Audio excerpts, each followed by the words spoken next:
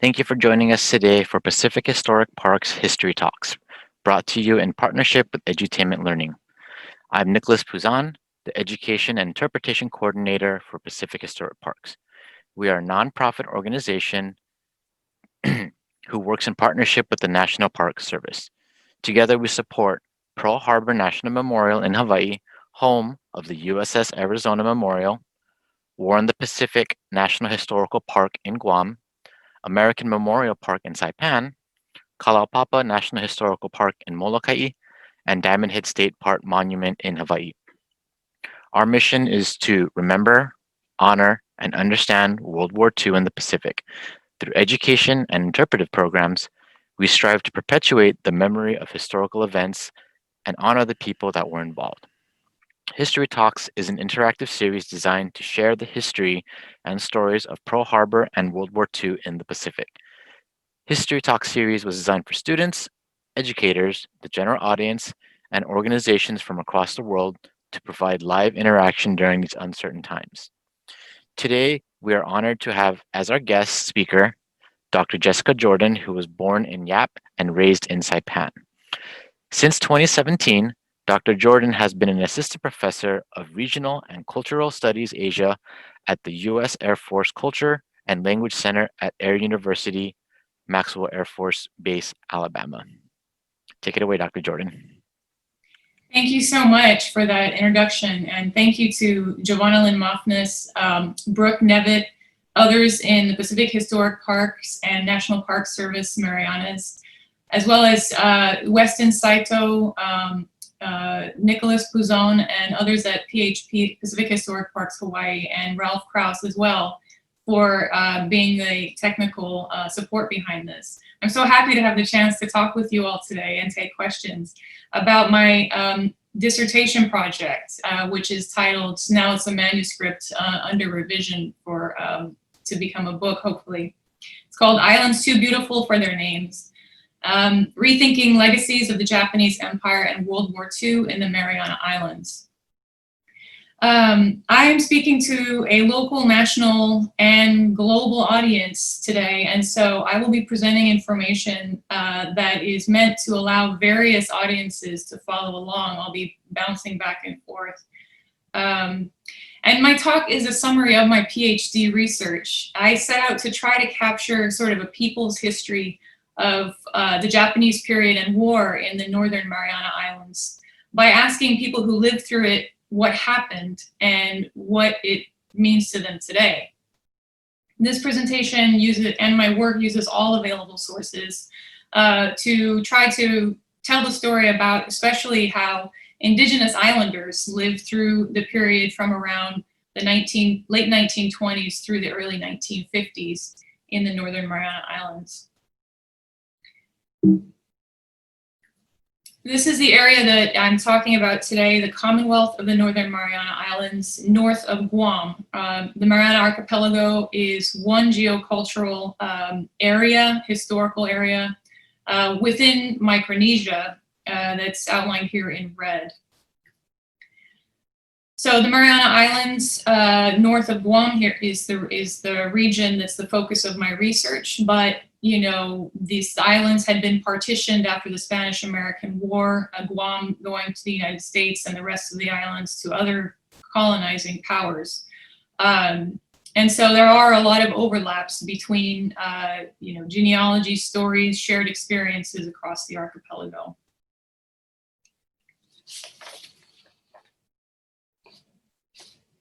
So this slide shows the American Memorial Park flagged circle in Saipan. And I start here because it is the start of my interest in this research project.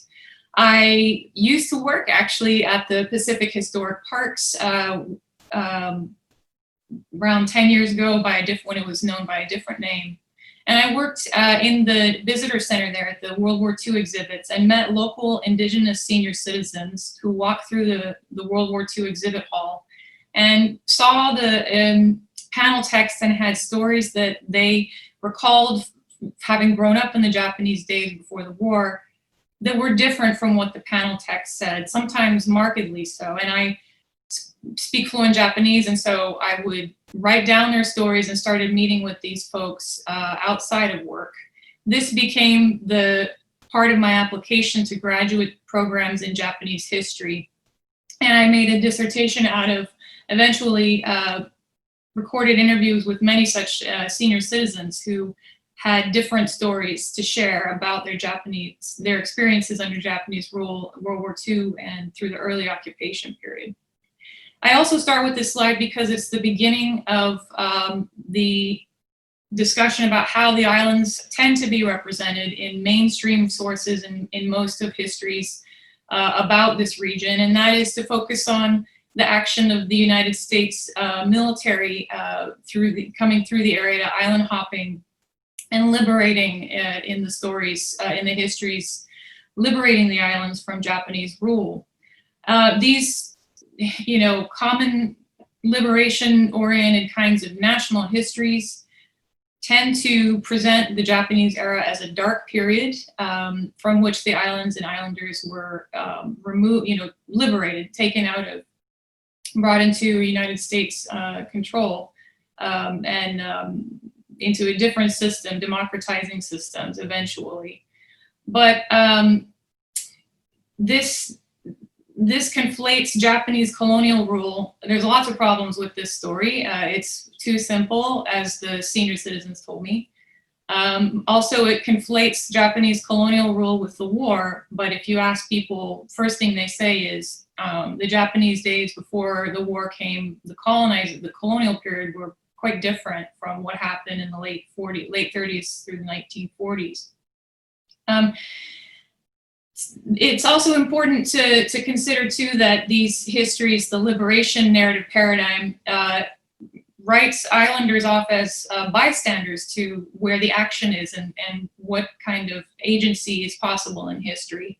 Rather, I wanted to focus on thinking about what Indigenous islanders were doing throughout this period as people who lived through this change on the ground and could provide a perspective on maybe some continuities, how things were comparable. Sometimes people confused one era with the other, so they were mixing up the Japanese and American memories sometimes. So these perspectives of life on the ground provided a much needed sort of everyday life orientation to this really difficult period in which many people suffered on all sides. That's often the war, and the violence of the war overshadows again the period that came before that, which was about a whole lot more variety of experience than just suffering and death and liberation.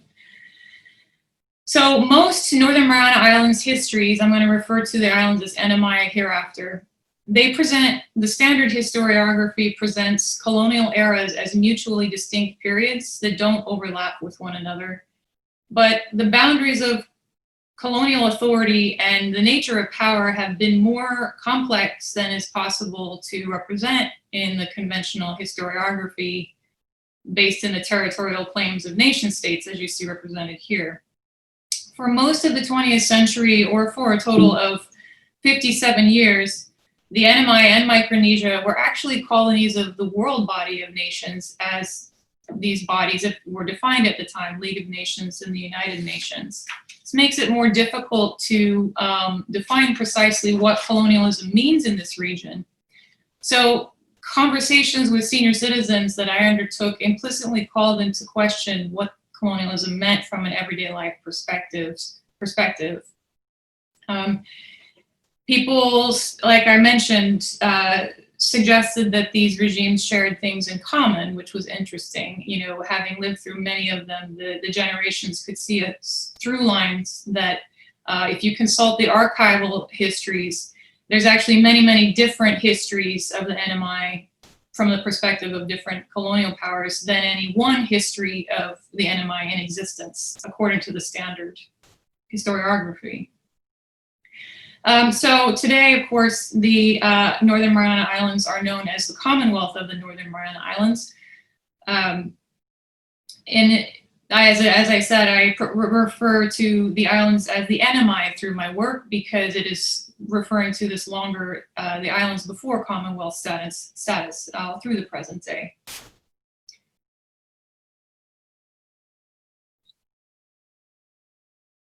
So another problem with the liberation narrative is what I'm doing is to look specifically at the case of the transition from Japan to the United States through World War II, this era.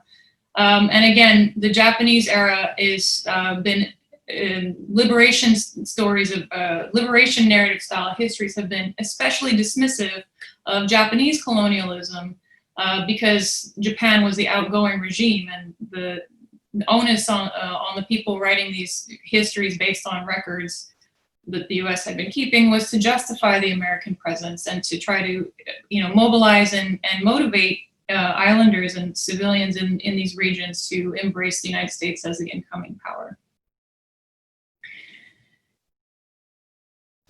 My project was inspired in part by, this is one of the people who I got to know at the park. Sister Antonetta Ada was born as Nishikawa Kimiko to lemon farmers who came from Ogasawara Islands, south of Japan. And she was adopted by the Chamorro Ada family when her whole family, except for her younger brother, died in the brutal battles on Saipan. You wouldn't necessarily ever know that that was her background unless you asked her where she was born, who she was as a child, what she did, what she remembered. And she taught me of the Japanese genealogies throughout NMI indigeneity and indigenous peoples are there, whether or not it's obvious. This is an important part of the social fabric and the bloodlines and the legacies that persist in this region. She and I were reading a book one day in the convent where she lived before she passed. The House of Maturana. And she pointed out, it was a history survey book, and she pointed out a portion that's about the Spanish era and said, Islas de Ladrones, which was the Spanish name for the Mariana Islands, before it was changed to Marianas. She said, the island is too beautiful for that name. And that quote has come to encapsulate the ways in which the histories that I've encountered in my research have been too, there are a lot of excesses that haven't made it into a lot the standard histories, a lot of material that's been marginalized or not considered to be, a part of mainstream, the experiences of the average people, right? And the perspectives of life on the ground that can reflect on this century, these rapid changes of colonial powers. The islands that have been named multiple times by multiple colonial powers, but they're more than that, and they're not reducible to any one of those names.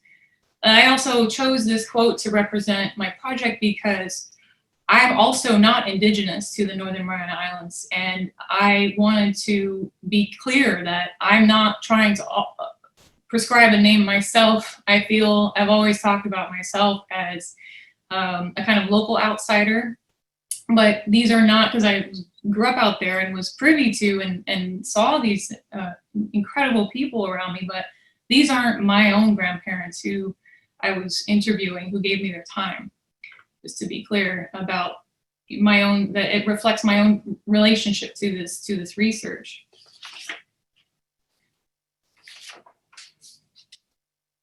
And so this has been a productive tension in my work. So this is a picture for those, especially audiences from outside the Marianas. There are two indigenous peoples considered indigenous or of NMI descent in legal language today. Rafalawash or Carolinian is also a way of referring to the Rafalawash people. This is from Japanese, these pictures are from Japanese sources, 1936. And then the Chamorro indigenous group is also indigenous to the Mariana Islands, all the way through Guam. And it has to do, the Rafalawash people settled in Saipan in the 1800s after a typhoon devastated. The islands were depopulated by Spain, the islands north of Guam.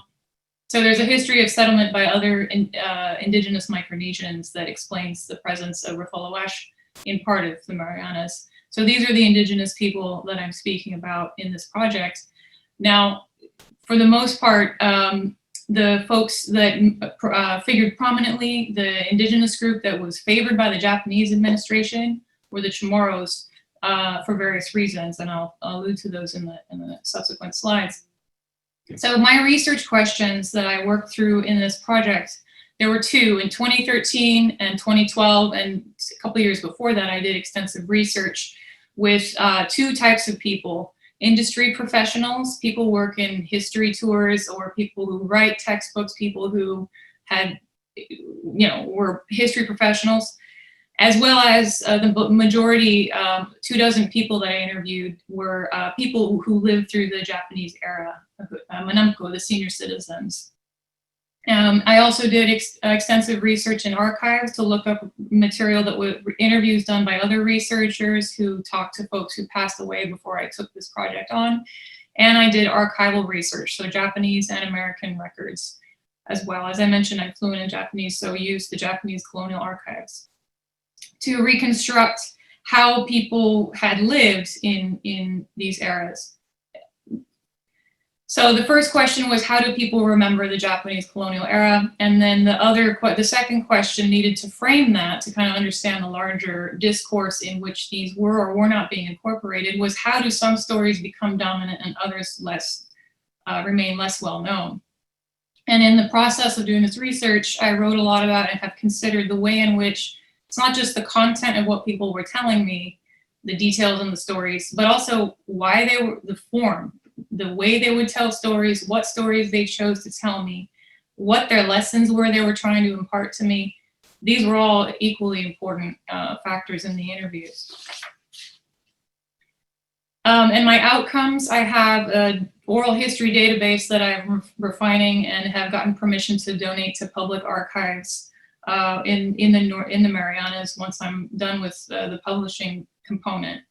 And I have a dissertation as well. I can talk more about what was a part of this research in the Q&A if you wish. This is just a quick overview of the manuscript. The first reconstructs, so this is walking through what it was like to live for indigenous islanders in these islands under Japanese rule through World War II in the 1950s. Japanese colonialism was heavily settler-oriented, so lots of settlers came down and displaced islanders, especially in Saipan. And these led to, there was a lot of tension, a lot of racist tension around, marginalization of islanders in these systems, but also a lot of intimacies emerged at the same time. Families, mixed race, mixed ethnicity families emerged from this intensely settler-dominated society. There were racisms, but then alongside stories about that, there are stories people wanted to share with me about personal achievements they had made in business and in school, good times they had that were just not a part of public memory anymore because the Japanese era was supposed to have been something, right? The dominant narrative of liberation of this was a bad era from which they were brought into a better circumstance, right?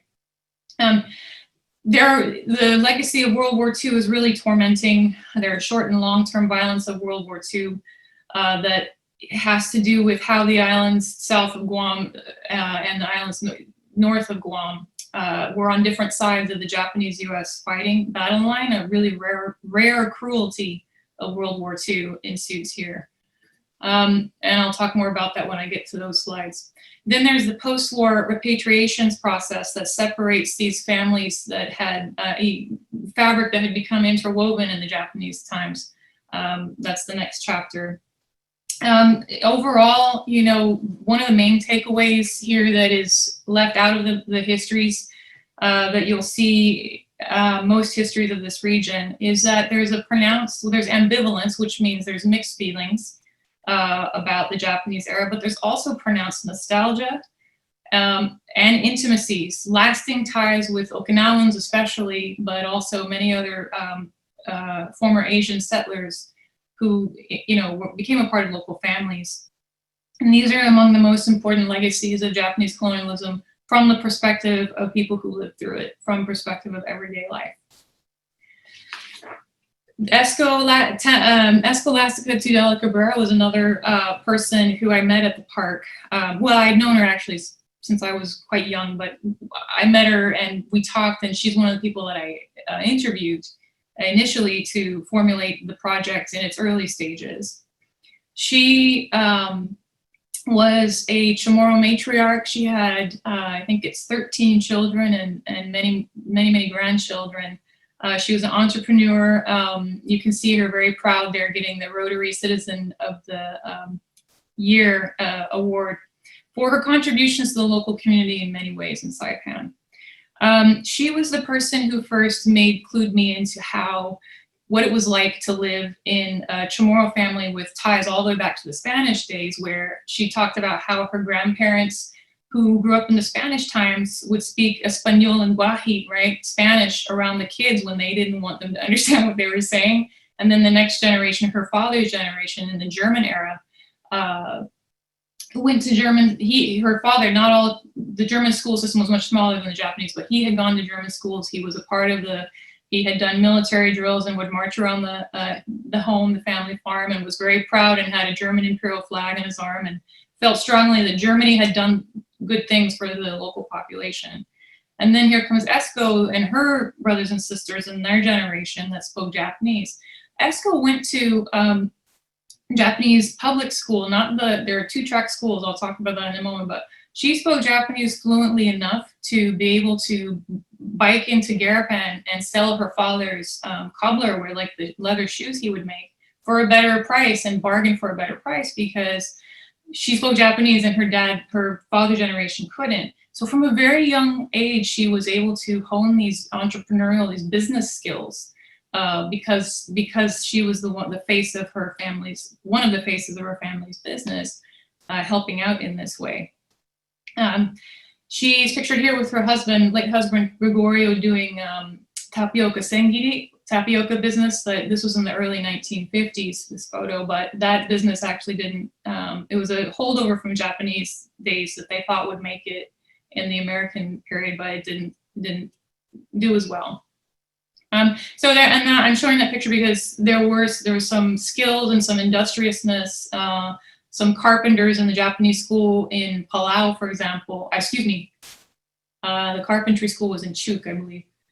Maybe it was Palau. Forgive my absence of memory on that. But there were Japanese school systems had trained people to do things and to learn certain skills that they used throughout their lives to better their situation throughout the American period. She said of her generation that their time was not good, okay, because her schooling was cut short by World War II, and she felt like she would have done much more if she had been able to continue to go to Japanese to school, right? She went through the 5th grade and then couldn't continue after that. This is a photograph of her kogakko. You can see 3rd from right in the back row. She's circled her picture for me. Excuse me. This was in her first grade in around 1939. So the Japanese school system had a 2-track system. They had one school was for people who spoke fluent Japanese and didn't have to focus on learning the language. The second track school system, so the first was Shogakko, modeled on regular Japanese elementary schools throughout the empire.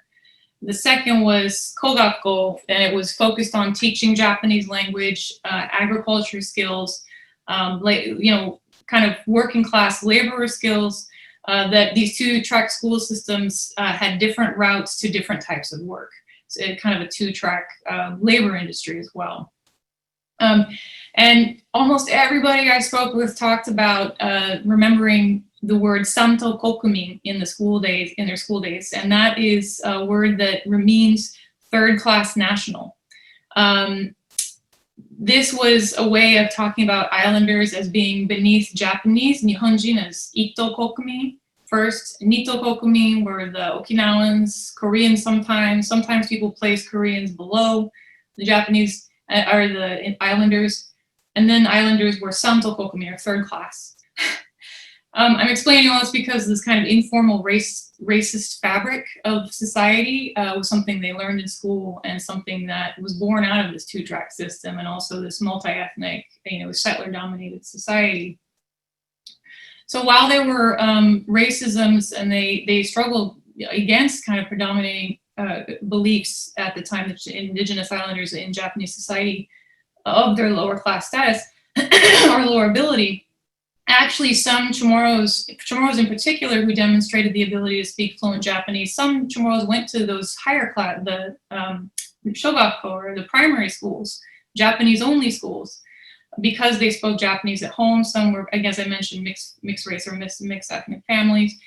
And some people made great academic achievements in the Japanese school system. I didn't have any interviews, but I read Japanese sources about islanders from this area who went to Japan and did study abroads or did tours of the mainland of Japan, speaking Japanese and telling people about the wonders of the Japanese Empire in the islands, for example. So the colonial schools taught islanders certain skills and daily rituals. They also were called into old age. Many kids talked about, many of the people who were kids at this time, remembered the songs they sang and we'd sing those together. Also the imperial oath of loyalty to the Japanese Empire, the imperial rescript on education of the Meiji Constitution. They could still recite that because they said it like a Pledge of Allegiance every day. And so these kinds of songs and recited, rote memorized phrases and things really bonded this group as a generation that had gone to school together. This is I'm just gonna breeze through, this is the standard history of the Japanese presence, right? So you have the naval rule early on in the South Sea Islands, Japanese takes from Germany. They do studies of the islander population to figure out who these people are and how are they gonna govern them. At the time, in the naval era, they also create the Japanese colonial government. Well, it's Navy and then it becomes colonial ministry. They create textbooks for Micronesia as well to help in these efforts. The Japanese civil administration after this period is reorganized under the Greater East Asia Ministry as the war looms. So you have a naval period, colonial ministry period, and then the World War II Daitowa, the World War II, totalitarian kind of government takes over in 1942. This is meant to show the map of the railway systems across Saipan on the left and Tinian on the right. Extensive railways. So there was wage work widely available. The Japanese sugar industry that had dominated this region, it was all about sugar cane, and the Okinawans moved, a lot of Japanese settlers moved to the islands from Okinawa in order to work in this sugar industry that became very, very successful. And so much so that the Japanese administration was able to turn a profit in these islands. It was in the black in the early 1930s, and this was not heard of in the rest of pretty much in the rest of the empire. Towns had towns in Garapan on the west coast of Saipan. You can see Garapan's still there. Islanders were not allowed to drink alcohol, but they could go to movie theaters, which people, the talkies, they did remember that. There were outdoor concerts and plays. There were sporting events associated with the schools, competitive sports, including sumo and on the beaches in the sand was very conducive to that. People had fond memories of the socialization. Again, there was still sort of racist exclusion happening, but there was a meaningful degree of assimilation to some extent. Okinawans tended to live in the rural areas, and Japanese from mainland Japan lived in the more urban districts. Some Chamorro landowners grew very, very wealthy from land leases that were very common at this time. And some wealthy Chamorro landowners lived in Garapan and owned businesses in this time as well. These are local postcards meant to show there's a car there. These were published by the Kikuchi Shoten, which is pictured here. And just to show there was a small ocean-based tourism industry, very, very small, but it was commercialized to the extent that they were also producing tourist-oriented publications in the Japanese taste. Many people don't know that.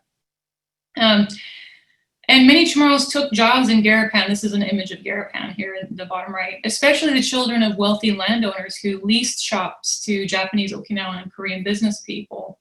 One such man, his family was relatively wealthy and made money from these leases.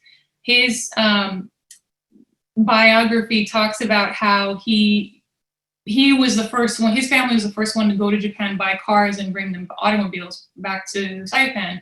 And that made him really popular, kind of playboy at the time. And he dated a beautiful Japanese girl, said that was very risky. This is from an interview by the late Dirk Ballendorf. I bring this up because there are stories of romance like this. At the same time, in the same breath, people talk about it being a bit taboo. There were no laws in the Japanese era against intermarriage, but it was just a social taboo. Sometimes people did suffer. They talked about suffering some social consequences for this, ostracization and things like that. This shows distribution of the population across the area, and I'm showing this up to show that, putting this up to show how many islanders there were compared to settlers. You can see the so-called Tolming. To say that word out loud, I put it in scare quotes because that was a derogatory racist term. People felt when they said, well, they called us Santo Kokomi or Tolming. Tolming has a bad kind of connotation. So to be mindful that it was kind of a slur. But it was the official Japanese race category that they used to track demographics that I'm using, that are referenced here. So just to show the 10-to-1 ratio by the late 1930s, particularly in Saipan, Tinian, of the settlers who outnumbered islanders at this point. And so the people came mainly, the number one group, over 50% were from Okinawa Prefecture. And then there were various smaller groups coming from mainland Japan, primarily rural agricultural prefectures, but also Chosen, pre-partition Korea under Japanese colonial rule.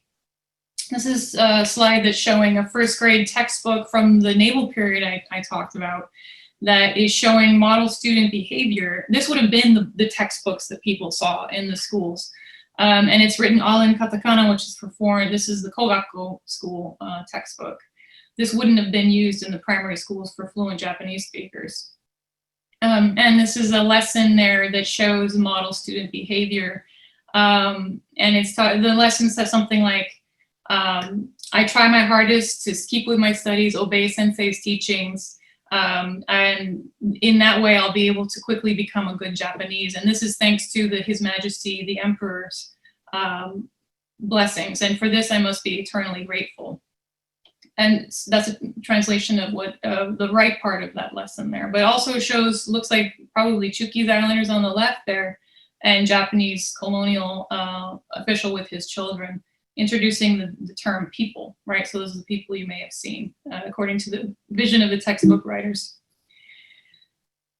This slide is based on my working assessment of moments and stories that I collected and in Japanese colonial records when the signifier or the term Japanese was used to describe islander behavior, or when islanders were talking about themselves as acting Japanese. So what did it mean to try to become Japanese at this time? If you were Chamorro versus Rafalawach, more likely to be seen as a Japanese, as becoming Japanese. Learning the Japanese language and excelling in school or excelling in work was another way to prove that you were acclimating or assimilating into Japanese culture. Working in civil service jobs that were meant for islanders, people drove the sugarcane train. Some people worked at the post office, a lot of stevedores and laborers on commercial shipping or government shipping vessels even. But the people who farmed, who were tenant-based, well, not tenant, but who had farming relationships with the NKK, the sugar company, tended to be Okinawan because they had moved to the island because they had sugar industry skills, sugar cultivating skills from Okinawa, where they also were involved in that industry. Apprenticing in business, especially kind of commercial capitalist businesses in Garapan and the main towns. If you served in the military, certainly. And becoming a part of a Japanese family, speaking Japanese at home might have made you subject to the Japanese label, but assimilation was an ongoing process. It was not something that anyone ever said they achieved. You're always becoming, because assimilation assumes difference to begin with. So the paradox of assimilation is that you can never overcome it, you're always becoming. That's a summary of other scholarship on assimilation. It's not my particular insight. Excuse me. So entering into the war period, this is a timeline of Japanese war that erupts across in the Asian mainland in the 1930s. You can feel people talk about changes happening on the islands related to the war erupting in Northeast Asia. Wartime assimilation or imperialization, in other words, more aggressive attempts to assimilate, more aggressive than what I just described, began to happen in the late 1930s. The Japanese Navy arrives and starts planning their invasion of Guam in 1939, and some people are brought into that, Chamorros in particular. The invasion and occupation of Guam involves the conscription and mobilization of Chamorros from the Marianas. You've got the reorganization of all of the empire under the Greater East Asia Ministry. It's a wartime shift of bureaucratic administration. And records keeping actually after that point drops off because it's the war years. And then you've got the Japanese army arriving toward the end of the war from Manchuria, disease-laden, and just a ragtag group of scrapped together units. And they seize resources and really cause a lot of havoc. The US strafing and invasion and occupation happened then, of course, mid-1944. In a few weeks' time, the island is secured, but there are holdouts that the islands actually are under American. Their indigenous islanders are brought to Camp Susupi in Saipan and Camp Chulu in Tinian. Tinian's almost exclusively Okinawans. Most of the islanders are, the camp experiences are from Saipan, so they're kept in these concentration camps meant to keep people secure from the battlefront, and they're liberated from those camps on July 4, 1946. And so that's the origin of Liberation Day in the Northern Marianas today. Islanders are mobilized in World War II. This is a difficult history that has divided the archipelago. The Chamorros and the Japanese military. So in those early years of the increasing war encroachment into the Marianas, you have a military school that's built in Saipan, and islanders are brought into that to teach them drills and things, signaling and things like that. There's other mobilizations happening. The stevedores, people who work in ships, are actually then, as the war looms, brought into conscripted service in the Navy, for example. People who, the average person was under increased scrutiny. If you spoke any language other than Japanese or Chamorro, speaking any other language at all was suspicious, but especially if you spoke English, because Guam's nearby and a lot of people spoke English because they had connections to Guam, you were suspected of being a terror, up to terrorist activities or up to no good. They were terrorized up to espionage, kinds of trying to, they were accused of being spies. There were restrictions on Catholicism that ensued because of the Japanese state Shinto that was at the center of the wartime regime, where the emperor was the spiritual and political center of the Japanese empire. Any other religions became under intense scrutiny as acts of disloyalty to the emperor. So people who were Catholic, people who were part of the Catholic community, who were clergy or nuns, were particularly, suffered particularly harshly at this time. The people who moved to Guam, who served in Guam, so this has been a divisive legacy.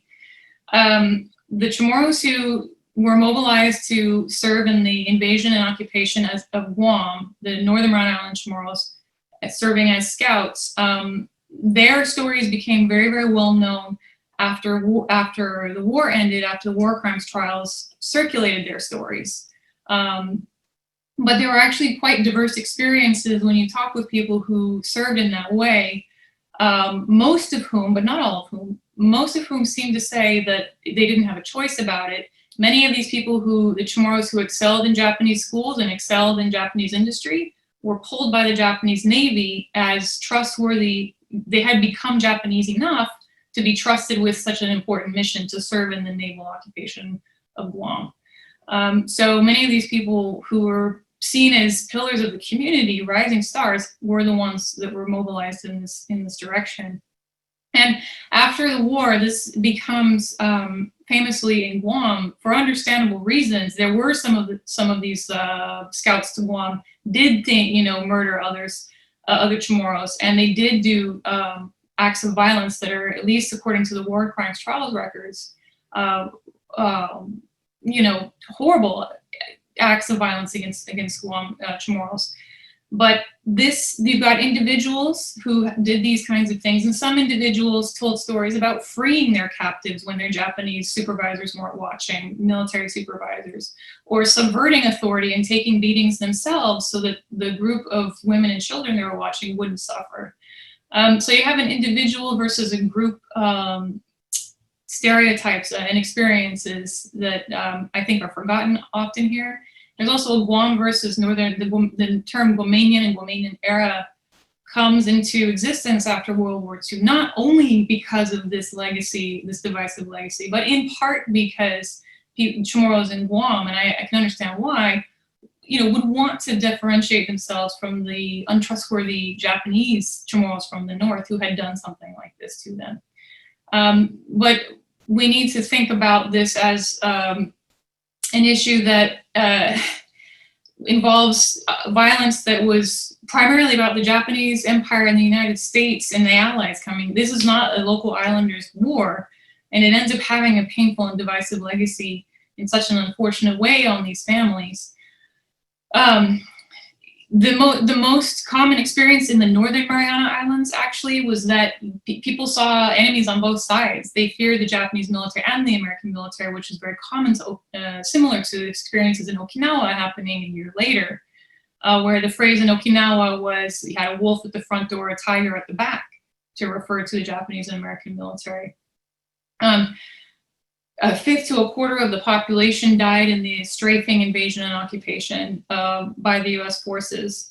That's tremendous rate of violence against the islanders to the north that was different from the experiences in Guam. People in Guam suffered tremendously as well, don't get me wrong, but it was a different kind of a complete takeover invasion of the island and strafing of the entire island by the United States because the island was Japanese, right? The suicides, the so-called self-immolations or the suicides at Saipan's northern cliffs by Okinawans, this is not something that Chamorros and Carolina Carrifuelawash people did because they weren't of the same mindset, right? So at the end of the war, at the end of the battles, many thousands of civilians were fleeing the advancing battle line, for example, in the case of Saipan to the north. And there are two cliffs in Saipan, Suicide Cliff and Bonsai Cliff, where these people took their own lives, civilians jumping off to avoid capture because they'd been told by the Japanese military that the Americans would do terrible things to them if they caught them. Now, that's usually, and rightly so, a story that, a history that it has to do with the that is associated with the Okinawan or the Japanese population. But some of these people were part of mixed race or multi-ethnic families who, basically what I'm saying is indigenous families know people who, or had family members of the Japanese or Okinawan background who died in these suicides. Suicides is a complicated term because people were terrorized into taking their own lives. So we have to be mindful to put scare quotes around that. That's what we learned from the Okinawan literature about this. What I'm saying is this is a painful legacy that does touch the indigenous culture after the war in the Northern Mariana Islands. It is a place where these suicides took place. The social fabric was all mixed up. People lost loved ones and family and friends in this way. Not like they knew oftentimes because there was a lack of transparency. You didn't know who, people were completely lost in the war. But it is a painful legacy that is still a part of the multicultural, multi-ethnic fabric of the Northern Mariana Islands. So U.S. post-war repatriations of Asian settlers in the NMI, the United States comes in and separates the immigrants into groups based on, so the Koreans here, Okinawans here, and Japanese here, right? And they work on sending them back to their point of original embarkation. The Korean resident populations were managed differently because Korea was seen as a newly liberated place, right? Korea had also been under Japanese colonial rule. So the Americans, the Allied powers, were actually under multilateral obligations. In other words, lots of other nations that were involved in this in World War II that were co-signers on the, ended up being co-signers on the peace treaties. Now Russia, the Soviets in particular, were watching this. How was the United States going to treat the people in this newly liberated area? And this area was part of the area that was liberated before anywhere else, that was secured before other parts of the empire. So the first. So the State War Navy Coordinating Committee of the United States, civilian and military leaders eventually make the decision to give Koreans in the Marianas a choice about whether to stay or go. Japanese Okinawans were seen as security risks, and they were not given a choice, and they were sent back to the prefecture of origin. So this presence of multilateral obligations is what basically sways the choice about how to deal with these populations differently. But again, when you have families all mixed up, you can already imagine pulling apart these people was a difficult thing. And it tore apart the social fabric, as tormented as that social fabric was by, all the various terrible, difficult circumstances of Japanese colonial social fabric. It still meant there were some intimacies, these populations that were invisible in these race categories that the United States was using as well. I want to talk at the end here about Elias Manabusan Borja, who was formerly known as Shing Eikai. His stepfather was Korean and his mom's Chamorro.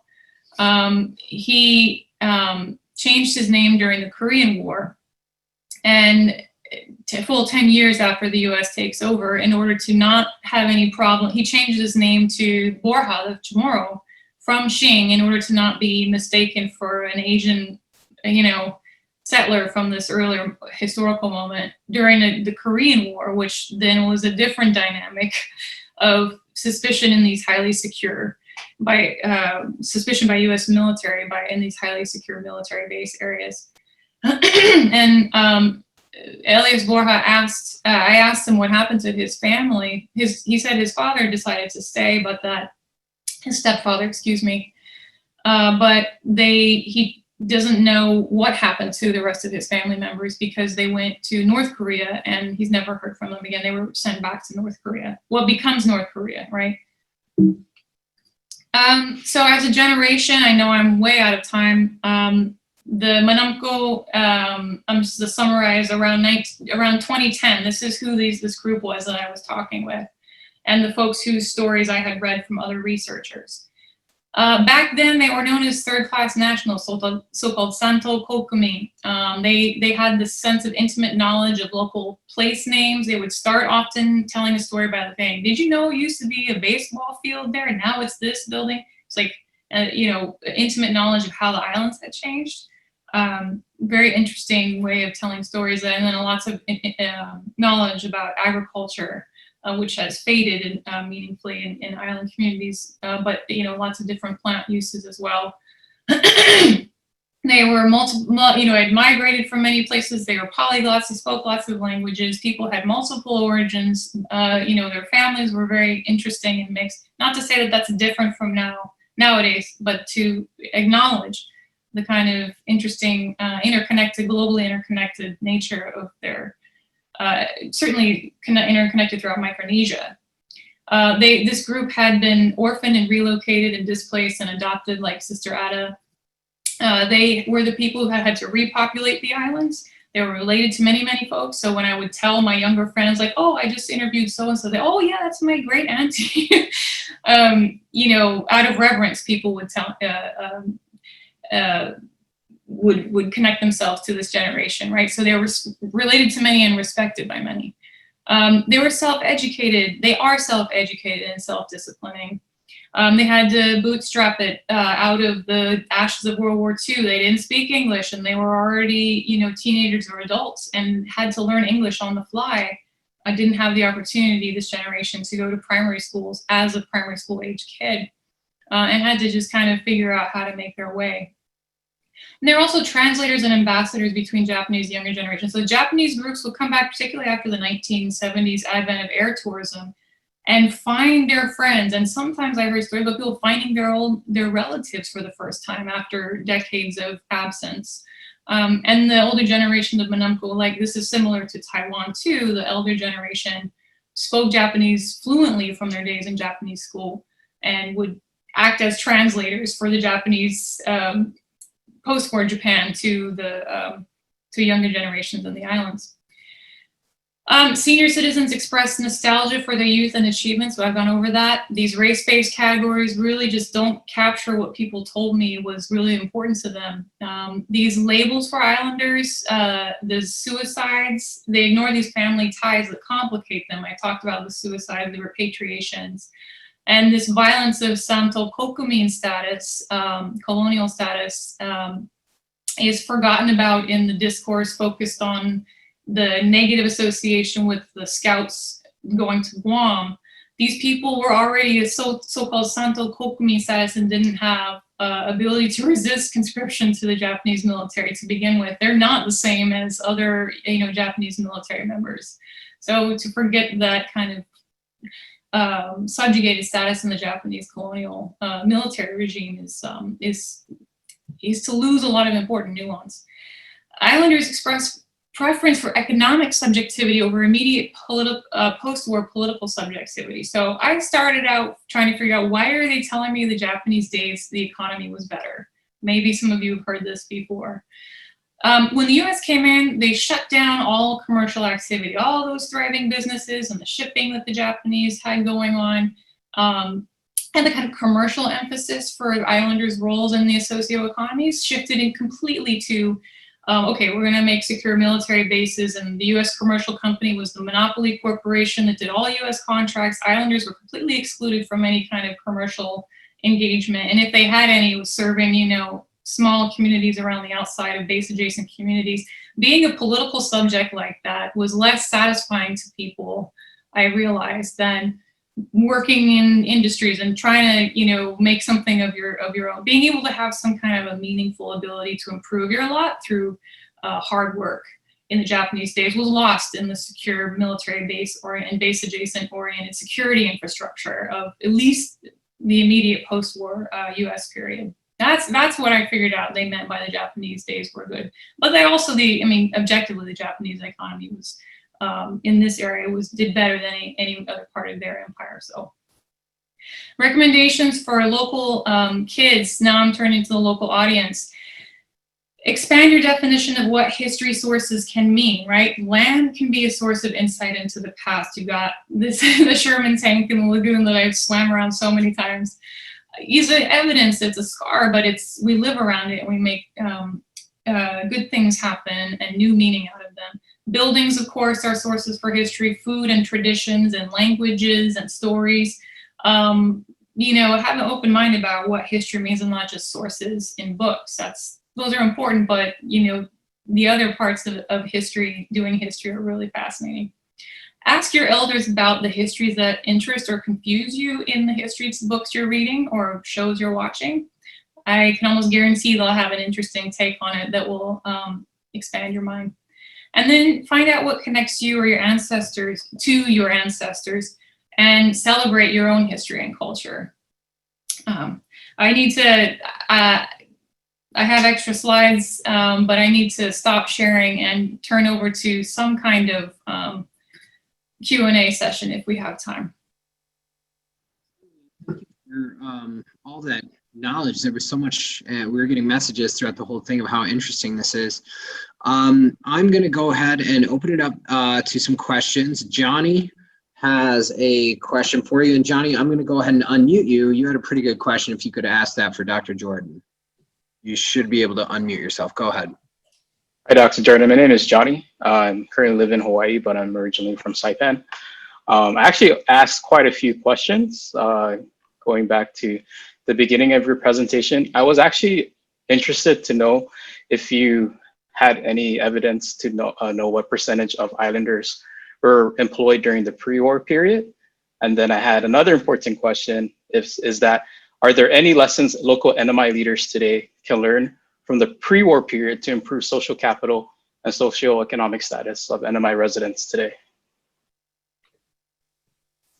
So to the first question on evidence of how many islanders were employed, I have seen, yes, I have seen the Japanese colonial administration's records of the islanders, even listed by name, who were policemen, and people who worked in the Japanese government. I've seen those records.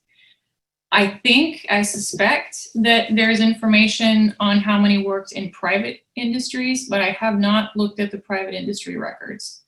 So the overall percentage of how many worked, and I'm not sure how many were employed was your question in the pre-war. There were people who, so as I mentioned, some people who were landowners made money off of land leases, and that's not really, I mean, I guess you could, that's not employment, I think, in maybe what I'm guessing you mean. But, you know, let me take that question, and if you want to chat by email, I can look back at the records and tell you a more precise ratio. My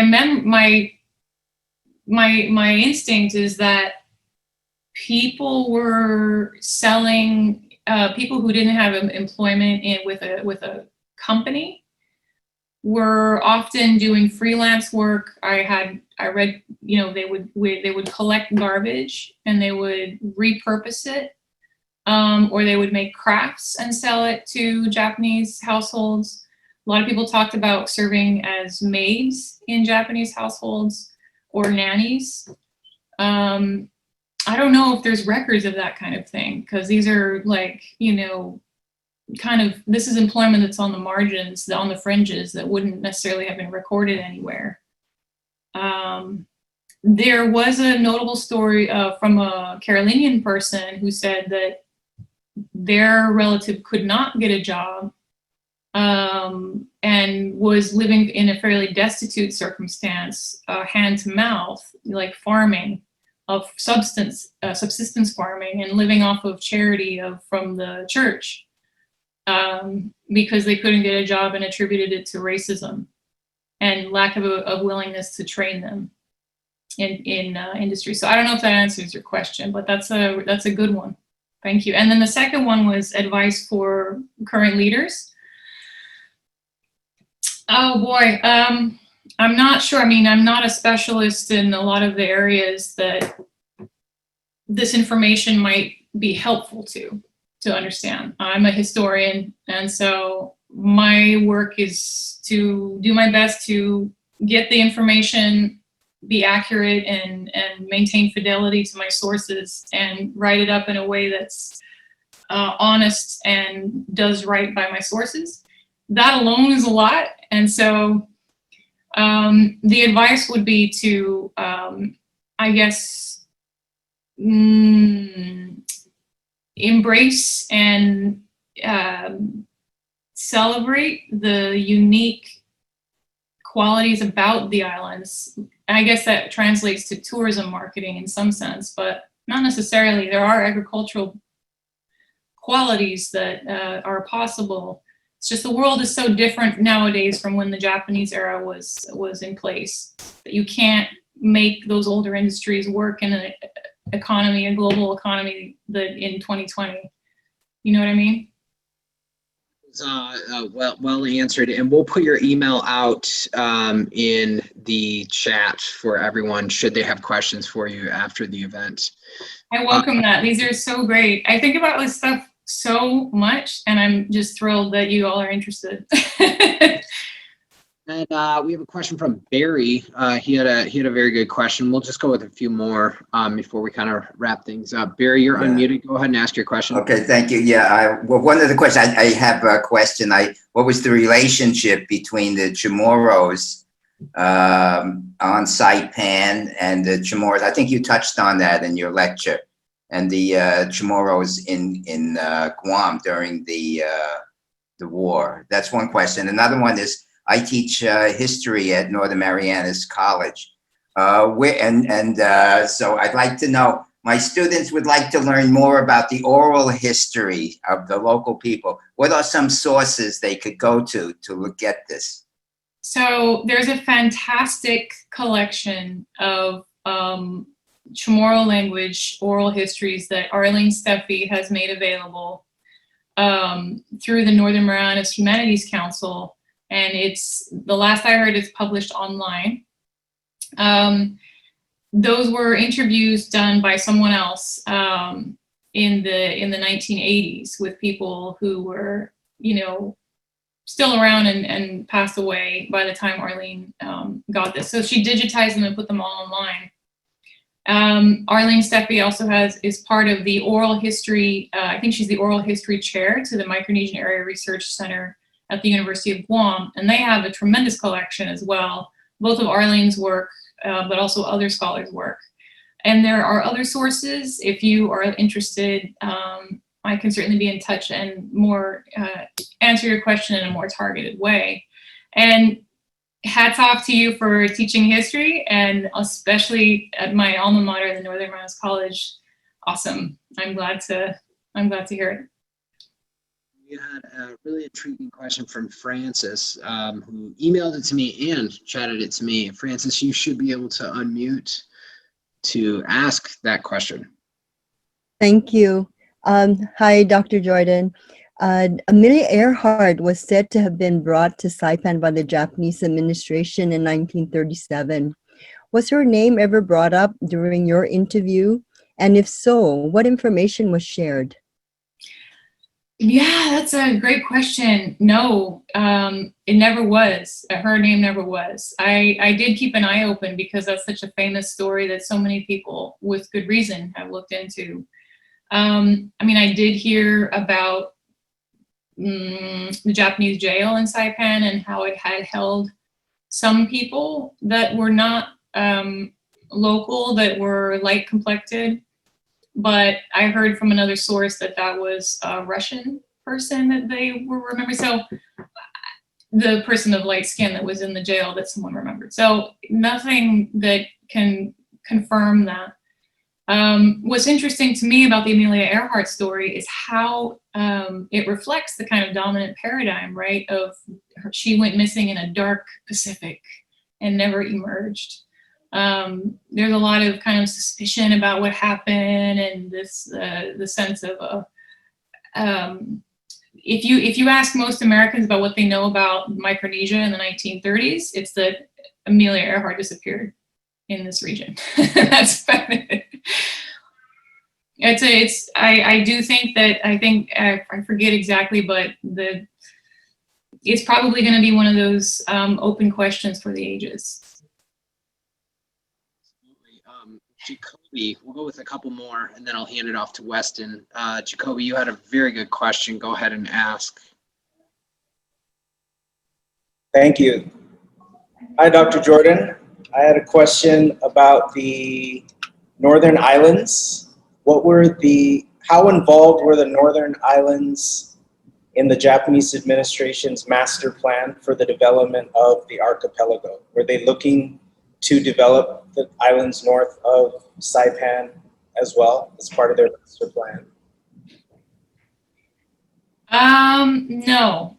I mean, yes, but it was mostly a holdover from Spanish and German industries that had worked there, and it was copra. The main problem is that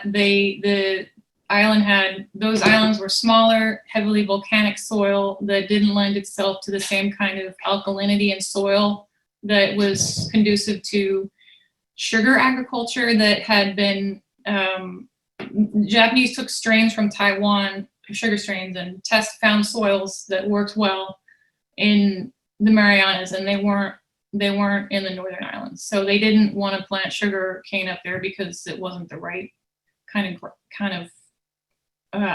soil for it. That said, they did, again, copra was an industry that was up there, and then there were some settlers that went up to certain islands, Pagan included. On behalf of Pacific Star, oh my God, Pacific Historic Parks and Edutainment Learning. We would like to thank you all for joining us today. I am Weston Saito, an Education Interpretation Research Coordinator with Pacific Historic Parks. And this project was made possible by support from the Northern Marianas Humanities Council, a nonprofit private corporation with funding from the National Endowment for the Humanities and the Federal CARES Act.